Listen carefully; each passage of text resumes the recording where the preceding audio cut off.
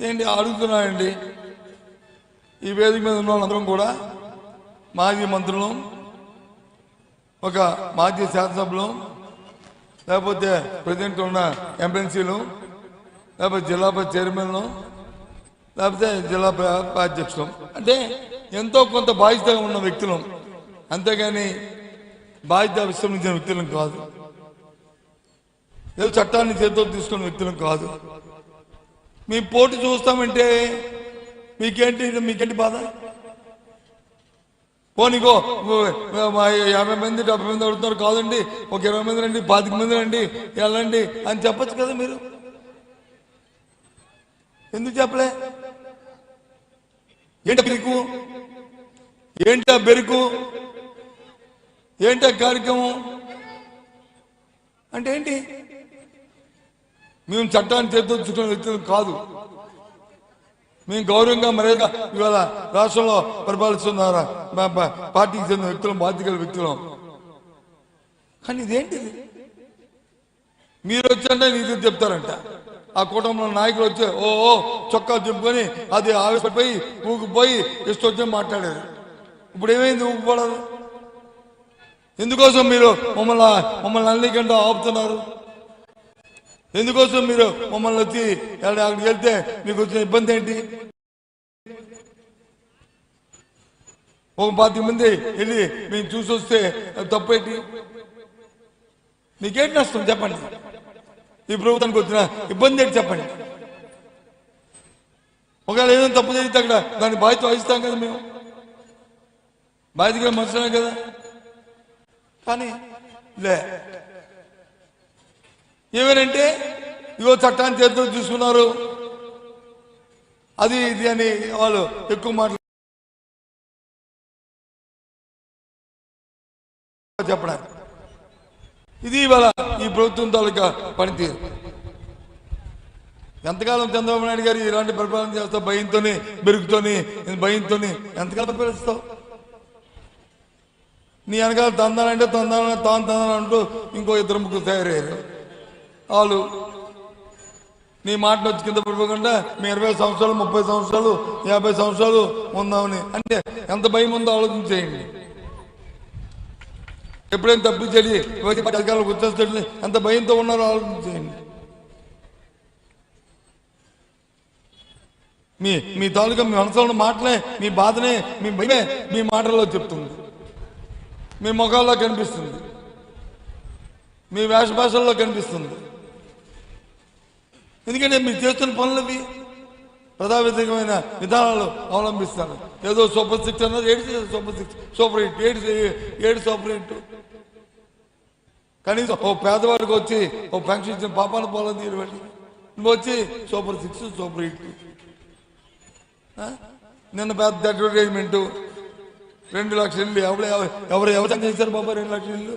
ఎవరిచ్చారో స్థలాలు చెప్పు చంద్రబాబు నాయుడు గారు. వచ్చి ఇది మరేమనంటే మళ్ళీ అమ్మ జగన్మోహన్ రెడ్డి గారికి వచ్చి ఏదో ఫోబియా ఉంది, ఆయన వచ్చి ఇలాంటి మాటలు మాట్లాడుతున్నారు అన్నారు. ఇది వాస్తవం కాదా? కాబట్టి దయచేసి ఇక్కడ ప్రధానంగా సోదరులందరినీ కొడుతుంది ఏంటంటే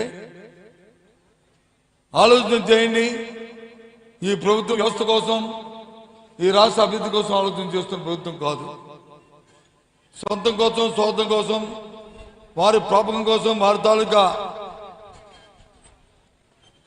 పబ్లిసిటీ కోసం, వారి ప్రచారం కోసం ఇవాళ చేస్తున్న ప్రభుత్వం. కాబట్టి ఇవాళ ఈ కార్యక్రమాలు చేస్తుంది. ఇది ఈ రాష్ట్రానికి తగదు.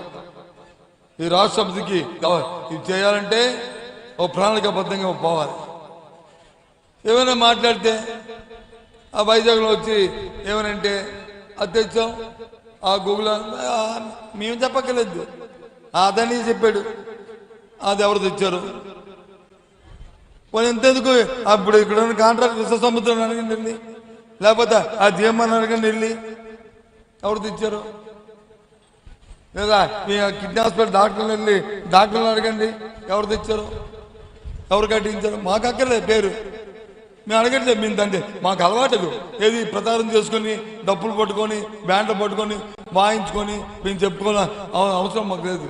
వ్యవస్థే చెప్తుంది, ఆటే చెప్తుంది. ఆ కార్యక్రమాలే మాకు మాకు మా మా శ్రీరామ రక్ష. మాకు చాలా ఆత్మసంతృప్తి. ఈ ఉత్తరాంధ్ర ప్రాంతంలో వచ్చిన విద్యా వ్యవస్థలో జరిగిన మార్పుల్లో వైజాగ్లో మెడికల్ కాలేజ్ వచ్చినా, విజయనగరంలో యూనివర్సిటీ వచ్చినా, వైజాగ్ శ్రీకాకుళంలో యూనివర్సిటీ వచ్చినా, శ్రీకాకుళంలో మెడికల్ కాలేజ్ వచ్చినా, హాస్పిటల్స్ వచ్చినా, పోర్టులు వచ్చినా, లేకపోతే సీ పోర్ట్ వచ్చినా, లేదా రాష్ట్రంలో 10 షిప్పింగ్ హార్బర్లు వచ్చినా, 10 షిప్పింగ్ హార్బర్లు వచ్చినా, ఇవన్నీ కూడా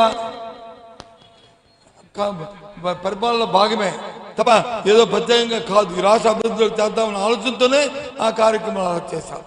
కాబట్టి దయచేసి ఆలోచించమని మిమ్మల్ని అందరూ కోరుకుంటూ, ఇక పెద్దలు చాలా మాట్లాడాలని మరి వాళ్ళు మాట్లాడతారు దయచేసి. కాబట్టి ఈ ప్రభుత్వాన్ని హెచ్చరిస్తున్నాం, ప్రభుత్వాన్ని కోరుతున్నాం, పోటీని త్వరితగతిగా చేయండి. ఈ రాష్ట్ర అభివృద్ధిలో మీరు భాగస్వాములు కండి. అలాగే ఈ ప్రాంత అభివృద్ధికి మీరు తోడ్పడిన తప్ప ప్రాంత వినాశాన్ని రాకండి. ఇప్పుడు వచ్చాను, వస్తే ఆ సర్పంచ్ వచ్చాడు, నాకు రిప్రజెంటేషన్ ఇచ్చాడు.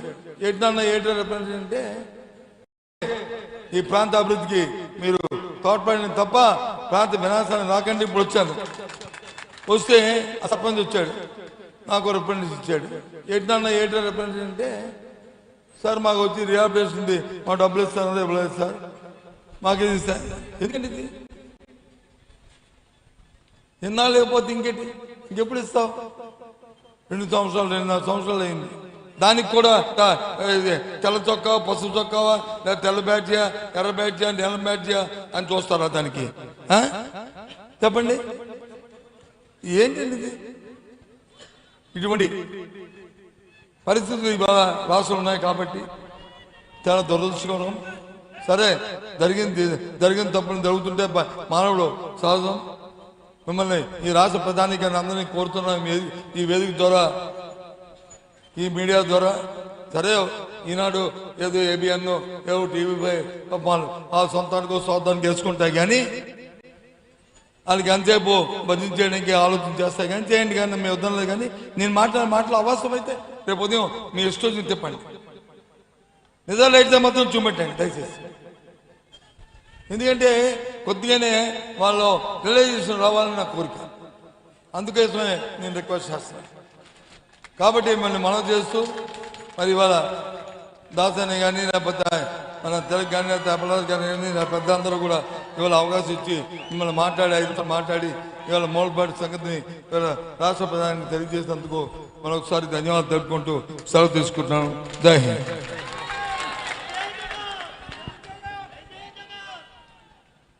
ఉత్తరాంధ్ర నుంచి వచ్చినటువంటి అనేక మంది కానీ, రైతాంగం కానీ, రైతు కూలీ కానీ తద్వారా అభివృద్ధి చెందాలని